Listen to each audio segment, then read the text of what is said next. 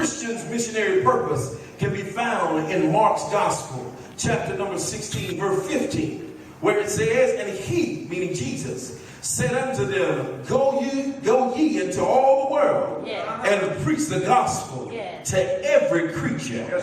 So what is this gospel that you are supposed to preach? The unadulterated word of God. If you're going to be a true missionary for the Lord, you got to learn the word of God. You can't tell me you're a missionary and you can't quote one scripture. Come on, it has to be your favorite or something, but you got to be able to quote at least one scripture. In order to quote the scripture, that means you got to read the scriptures. Come on, somebody. So if you don't like to read the Bible, maybe missionary work is not for you. He said, go and preach the gospel to every creature. So what does this missionary department, this missionary ministry do? Now, I'm talking particularly for the Baptist perspective because it does vary from denomination to denomination. But in the Baptist faith, the missionary department, the duties of the missionary department can oftentimes vary even from church to church. Because we don't have, as Baptists, we don't have nobody making us do nothing. We don't have popes and bishops and all that other stuff. We just have the Lord, the pastor, and the people. Amen? So here in the Baptist church, it may vary from church to church because we're self-governing. But there are variations and common themes that still run true in the missionary department. The missionary department, their duty or responsibility is to promote and to train on a missionary level. In other words, what they do is they get members together and they go out on mission for the Lord, seeking those who are lost and seeking those who are broken, seeking those who are hurting, and they try to bring comfort to them in that area. Now, what you have to understand, it's not just about going out, because you got to start in before you go out. I don't want to mess nobody up, but some folks think missionaries are just about foreign aid in foreign countries, but the first mission starts on the inside. Because if the inside ain't right, if you go out there and get them and bring them in the house, they're going to come back to a jacked up situation. So you got to get the inside right first, and then you go on the outside. But it is your job to train on those areas of Christian mission. They promote internally as well as externally on how to help others, on how to consistently seek methods of outreach when you go on the outside. In other words, if you don't know it, you ought not just go just to go. You ought to go with a purpose in mind. When your missionary ministry meet and you decide to go to the nursing home, what's your purpose for going? Don't tell me we just gonna see 3 or 4 folks and pray with them. Because see, those folk might be lost and need a Jesus. So you ought to go with somebody in mind who's going to recite the covenant that will say, I'm a sinner. But I believe that Jesus died on the cross for my sins. And because I believe that, I know that I'm now saved. You ought to have somebody who knows how to give the plan of salvation. But you ought to have somebody also who's a prayer intercessor. In other words, they can pray and pray right and get a prayer answered even there. And then you ought to have somebody on the team who got at least a half a tune. See, y'all missing it. You're missing it. Because you can't go nowhere without worship. I'm going to say that again. You can't go nowhere without worship. Don't tell me worship is just supposed to go on in the church, because you go in the hospital, you ought to have worship. You come to a church meeting, you ought to have worship. I'm saying you ought to promote a worship in your ministries wherever you go. So whether you're going in the house or outside the house, you ought to promote some kind of helpingness of others as well as outreach where you worship the Lord. Then you ought to disseminate missionary information through prayer cards or prayer support to the congregation. You ought to put something in their hand where even when they leave you, if they forget what you said, they can read it on a card. Come on, somebody. They'll know where it came from, so they'll know where to go back to. Come on, somebody. You ought to encourage and train members in that missionary work so that no matter if you're missing or not, the work can still go on. Now that's part of the duties, but then you ought to be a support system. What kind of support system? A support system where you give financially as well as your time. Now, and I heard somebody talk about part of the fivefold ministry, but another aspect of the fivefold stewardship ministry is when you give 10% of your time, 10% of your talent, 10% of your temple, 10% of your tithe, and 10% of your talent. That's right. Which means that you ought to be willing not just to give God 10% of your money, that's right, but you ought to give him 10% of your time also. That's right. You ought not mind just giving him 10% of your money and your time, but whatever gift he's giving you, you ought to be able to willing to give it back to the Lord through ministry. Come on, somebody. You ought to be willing to give 10% of your tongue, because you know we use that tongue inside and out when we're talking about somebody else. But God said you ought to put it to work for him also. Come on, somebody. He's just asking for that support system that'll help grow the continual growth of the ministry and the church. You ought to support others in the church as well as other ministries that have missionary ministries going on in their church. So when the church says we're going over to St. John's for missionary anniversary, you ought to be willing to get up and go. I don't care if they didn't come see you. It's all about unity in the body of Christ. And you may be the one God used to start it all to get other folks motivated to come and join together. And then lastly is the active involvement. Active involvement is important because in this day and age, we want to tell folks what to do, but we don't want to do nothing. Oh, come on, somebody. You ought to tell them how they ought to go to the hospitals and go to the jail houses and go here and there, but you don't want to go yourself. You do more complaining about, oh, my leg hurt, I ain't going to make it today, but I see you in the grocery store 30 minutes later. Come on, somebody. You got to have an active involvement in the Lord when you're talking about missionary work. Why do I say that? Because God has given each of us a gift. And with that gift, he expects us to use it for his glory. Let me slow down just a little bit now. When you're talking about doing true missionary work, we're all missionaries, but let's home in on the missionary ministry. There are spiritual gifts that are associated with this ministry. There are spiritual gifts, some of them are servanthood. In other words, if you can't never follow nobody, you might not be a good missionary.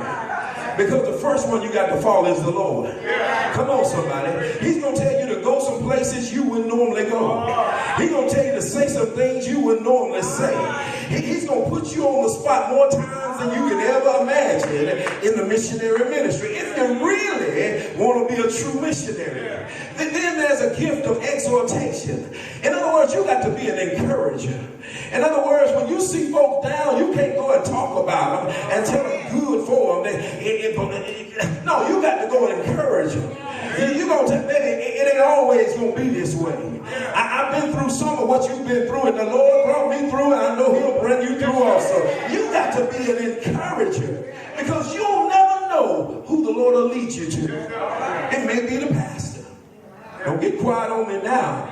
Every day is sunny for us, just like it's sunny for you. But somewhere in the Bible, telling the rain falls on the just like the unjust. So we get some rainy days also. We got some sunny days, but we also have some rainy days too. So sometimes we even need a kind word, an encouraging word to run on to see what the end's going to be. Also, a spiritual gift you need is compassion. Now this is an important one. If you don't have compassion, you need to sit down. The people that you want to visit need your compassion. The people that you're going to minister to, some of them have just incurred, occurred death in the family. So some of them might have just received bad news from the doctor. So some of them may have just lost their family members. Everybody turned their back on them. But your ministry says you have to go and show compassion. Even when it hurts, because they may have lied on you in the process. But you still got to show compassion. That's part of a gift. And then you got to have a gift for faith. You got to have a gift for miracles.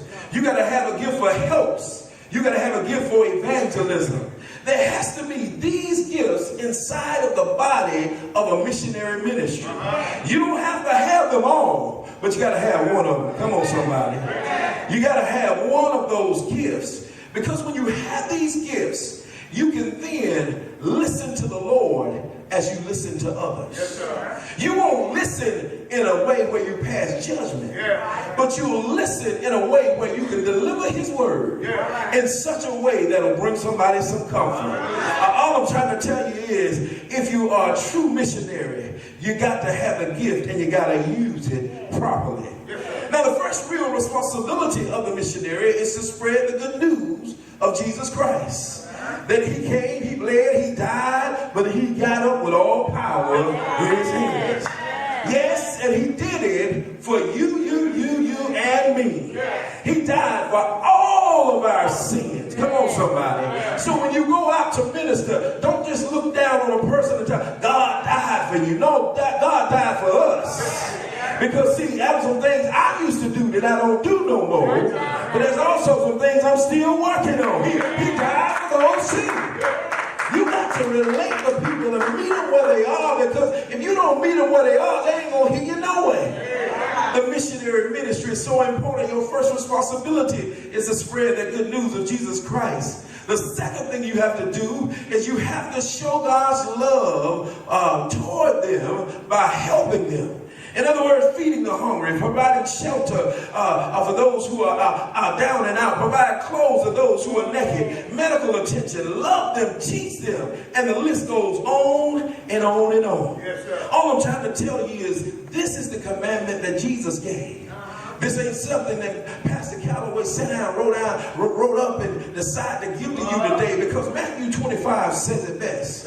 When the Son of Man comes in his glory and all the holy angels with him, then when he sit down on the throne of his glory, all the nations will be gathered before him, and he will separate them from another.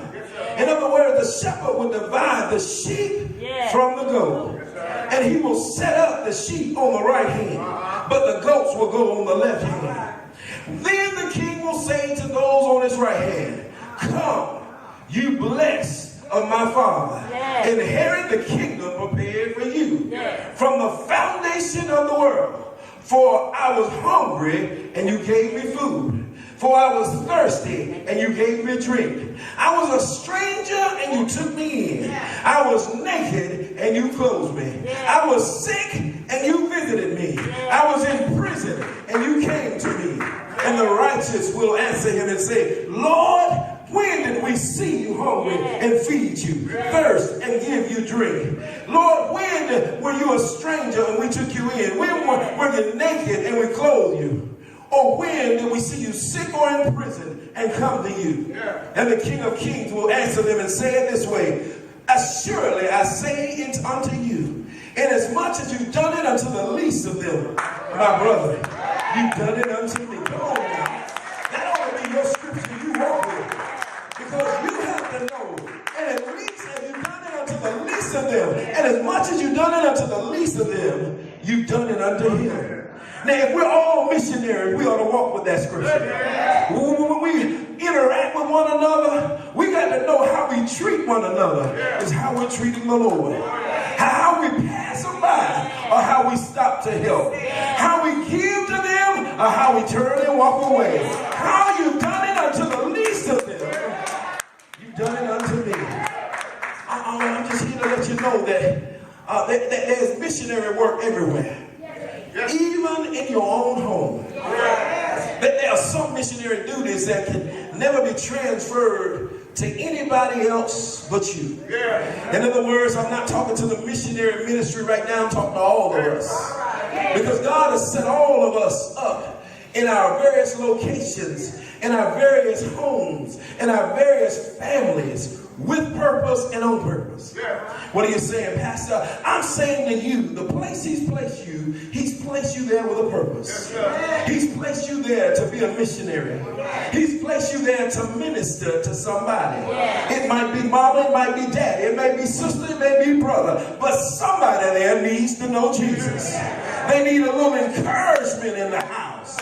And God placed you in that position for a reason. Don't tell me I'm the youngest in the family and they won't listen to me. God gave you a gift. Use your gift. And God said it'll make room for you. And he'll send somebody to help you get that word across. Come on, somebody. Some missionary opportunities are yours and yours alone. God put us in the little circles that he put us in to touch some people and to add power to their circumstance and situation. Because he's granted it to us, now we got to freely give it to others. Yeah. Well, watch this. Now, we can't take that moment and decide what we're going to do with it. Talk about it. A teacher can't say she going to be a teacher and then go to school and not teach. Yeah. She ain't going to be there long. Yeah. Truth be told, a mother or father can't say they're going to be a parent, but then they don't parent correctly. That child is going to run you crazy. I'm saying some position God has placed you in. He's placed you there with an assignment on your life. And you have to be a missionary to that situation. All I'm trying to tell you, and I'm getting ready to get up out of here. If you'll just let me walk down these few scriptures, I'm going to my seat. I told you, but in the end, it is all at hand. And God told the missionaries that they have to be serious and be watchful in prayer. So when I looked and I thought about it, I come to tell the missionary ministry, a missionary got to be a prayer. Yes. Come on, somebody. If you're not a prayer, then you own the wrong ministry. Yes. In other words, prayer ought to be your lifeline. Prayer ought to be your direction from the Lord. Yeah. Because sometimes God will give us something and we'll think we got it and we'll just take off with it and won't listen for the instructions. But God says prayer is the instructions you need so that you can get some things right and not have to repeat it. All right. Let me help somebody. Let me help somebody. Sometimes we can do the right thing at the wrong time and cause more harm than good. It's not that it wasn't the right thing to do, but it's all in God's timing. If we do it the way he told us to do, the time he tells us to do it in, we get perfect results. But sometimes we get ahead of God and we end up having to repeat some things that God told you what to do, but you just moved a little bit too fast. And then there's some of us who just decide we're going to do it our own way anyway. You better be a prayer, and the Lord will instruct you on what to do, when to do, and how to do. Well, what will he instruct you on? Praying for the saved and the lost. Well, if they already saved, where do I have to pray for them? Because even the saved slip up and fall. You remember when Jesus was talking to Peter, he said, Peter, Simon, Simon, Satan desires to sift you like wheat. But don't you worry about it, because I prayed for you that your faith faileth not. That lets me know that there are going to be some times in my life where my faith is going to get a little weak, and I'm going to need somebody praying for me so that my faith don't fail. He said, but don't worry about it. When you get yourself together, when you get strengthened in the Lord, get on up and go and strengthen somebody else. Missionaries, you got to be prayers so you can go out and strengthen somebody else. But you also got to pray not just for the saved and the lost, but for the near and the far. Yeah, there's some folks doing pretty good where you are, but if you go a little bit further down the road, there's some folks who everything is jacked up, tore up from the floor. They got a situation that you only thank God that you're not in right now. I used to think I had it rough until I began to travel a little bit, and I saw that I had it real good because there's some folks so much worse off than I am. I think it was Candace Staten that says she used to complain about the feet she used until she walked up on somebody who didn't have any feet. Come on, somebody. You got to pray for those who are close to you, and you got to pray for those who are far away. Then you got to pray for your family and the stranger. Your family, because you know they know all about you. They're not going to let you live down some of the stuff they know about you. So you got to pray for them that God give them selective amnesia. Come on, somebody. Because they can mess your ministry up. You done change your ways trying to do the right thing, and all they remember is what you used to do. I know you ain't talking about my brother. He ain't nothing. Oh, come on, somebody. All I'm trying to tell you, you got to pray for family members and the strangers. Sometimes the strangers will treat you better than your family member. Come on, somebody. All I'm trying to tell you is, as a missionary, You got to pray for family and strangers, but also leaders and followers. What am I saying here? And if I don't say anything else, I want you to hear me. You got to start praying for your leaders. You got to pray for the leaders in your home. You got to pray for the leaders in your church. You got to pray for the leaders in your community. You got to pray for the leaders that's over this country. Come on, somebody. We got some leaders who have the capabilities of doing everything the Lord has asked them to do, but for whatever the reason, they're doing things contrary to the word and the will of God. So it's not up to us to talk about them. It's up to us to pray for them. Because last time I checked, prayer changes things. So missionaries, you got to be a prayer. And then you got to be filled with love. When you're filled with love, I looked at verse 8 and it says, above all things, have a fervent love one for another. A love that covers a multitude of sins. Well, that blew my mind because I said, Lord, that means there's more work going to be placed on the missionaries. He said, yeah, but too much is given, much is required. Right. He said, I could have gave it to somebody else, but I gave it to you. So get up and do something with it. So missionaries, you got to have a love greater than anyone else. Because you got to be able to be like Jesus. Look beyond their faults and see their needs. In other words, how you going to help them if all you can see is their faults? If all you can see is the stuff that they're doing wrong? How can you help them if you can't see the true need that they truly have? You got to then be able to cover their sin with the love of God. Come on, somebody. I didn't say condone what they do, but when you bring truth to the situation, truth covers a multitude of sin. I know truth showed up on the scenes, and when he looked down at me and saw a wretch undone like me, he just covered me with his love. Come on, somebody. See, y'all don't want to shout with me. Love will cover a multitude of sin. So you got to be filled with love. You got to be a prayer. You got to be filled with love. And then you got to be a person of self-control. Now this is important. This is important. Verse 9 says, be hospitable to one another without grumbling. You know there's some things you got to do, some ministry you got to give that's going to make you a little upset. You got to go when don't nobody else go. Matter of fact, you will probably go more than others go. Some jobs they've already, we've gotten so lax in the church, we've assigned jobs to certain individual groups. That's the pastor's job. It's his job to go and visit the sick. It's his job to go visit those who are bereaved. It's the work of the ministry for us to love one another. It's your responsibility too. You remember when Jesus said, greater things shall they do? He said greater things because the things he did from a one-person perspective. But what happens when the entire church get on one accord and begin to go out and do ministry? Greater things shall be done. But you got to have self-control. You can't show up with your attitude. Look, they better hurry up. I ain't got long. I got to get up out of here. If you're going to do that, stay at home. Your work is in vain. I don't like the way he said that. You knew what the job called for in the first place. Just get there and do the work. God is not going to look at who said what. He's going to look at your heart. What was the motive of your heart when you showed up? What was the motive of your heart when you went to do ministry? He said you got to have some discipline and some self-control as a missionary.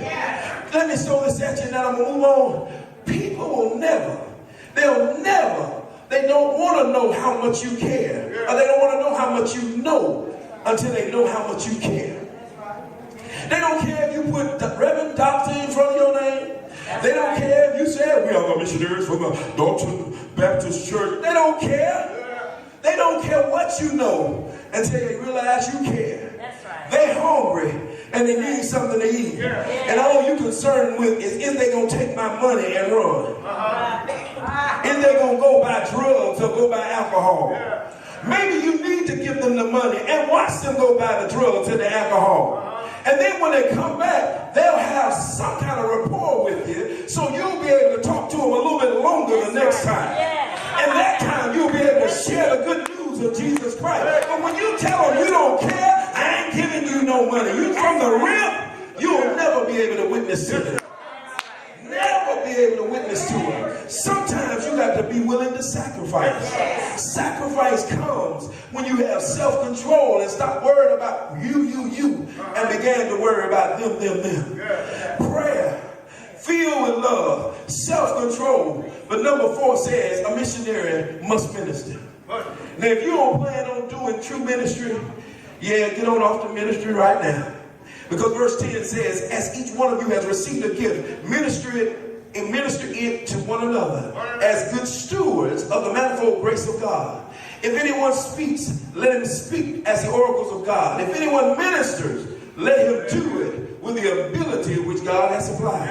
In other words, each missionary has been provided a gift from the Lord to minister to somebody else. And each Christian has at least one gift stored up on the inside. That God gave all of us at least one gift. Don't tell me because you can't sing, I can't join the choir. Because you can get on the choir and be a prayer intercessor for the choir. Just sing your solo, so low that we don't hear you. But you be praying while you sing. Come on, somebody. It's the same thing for the missionaries. You may not be able to go everywhere that the missionaries go, but you can be praying while they go. You may not be able to even speak eloquent enough to give back the word, scripture, word for word, but you can go and serve somebody. You can clean up somebody's house. You can go visit the sick. You can do what missionaries do. Come on, somebody. The gift to speak wasn't given to everybody to represent God. But God gave you something. Are you using what you got? Are you using what you got? Now, and for those who he gave the gift, you need to step up and speak. Don't come tell the pastor off at the church, but then you can't go witness to somebody on the street. See, y'all got quiet on me right there. Some folk can tell the pastor off and not miss a beat. But then if I go and say, can you witness to this sister? I don't know what to say that. I don't know. You knew how to tell the pastor off. The gift to speak, use it. Why do I say that? Because if we're going to represent God, we have to learn to represent God. Yes, sir. You can't truly represent him if you can't represent him. Yes. Because our representation, this outward stuff, it don't mean much. But when we represent him, that's going to be the lasting effect somebody has and they knows about you. Come on, somebody. All I'm trying to tell you is God didn't bless you to do everything, but what he did bless you with, get up and do it. You got to be a prayer. You got to be filled with love. You got to have self-control. You must minister. And I'm going to my seat on this last one. A missionary must know that God and God alone gets the glory. Come on, somebody. He gets the glory. Why do I say he gets the glory? Because even no matter how great you are as far as articulating words and stringing along scriptures together, as articulate you are of teaching, preaching, whatever you do, God still gets the glory. He gave you everything that you have so that you may bring him glory in everything that you do. So whenever you go out on the battlefield, whether you show up on Sunday morning or whether you go to the nursing home on Saturday, you ought to give God all of the glory. For verse 11 says it this way, and I'm going to my seat, Tony. It says, if anyone speaks, let him speak as the oracles of God. If anyone ministers, let him do it as if with the ability that God has supplied. That in all things God may be glorified through Jesus Christ. To him belonging to the glory and the dominion forever and ever. Amen. So in other words, all I'm trying to tell you, Dalton, is that when you represent God, you ought to bring God his glory back. When you go out and represent God, you ought to learn how to bring God his glory back. When you give the way you give, you ought to learn how to bring God his glory. When you live the way you live, you ought to learn how to bring God his glory. Why? Because God deserves all of the glory and all of the praise. How do I know he deserves it? Because I can remember I was taught that one day he came out of heaven. He put on earthly garments. He came down and walked amongst men, men who would not love him, men who would not obey him, men who would not even trust him, but he kept on working amongst men and women. He went a step further and he said, I didn't come to be served, but I came to serve, and serve him did he do.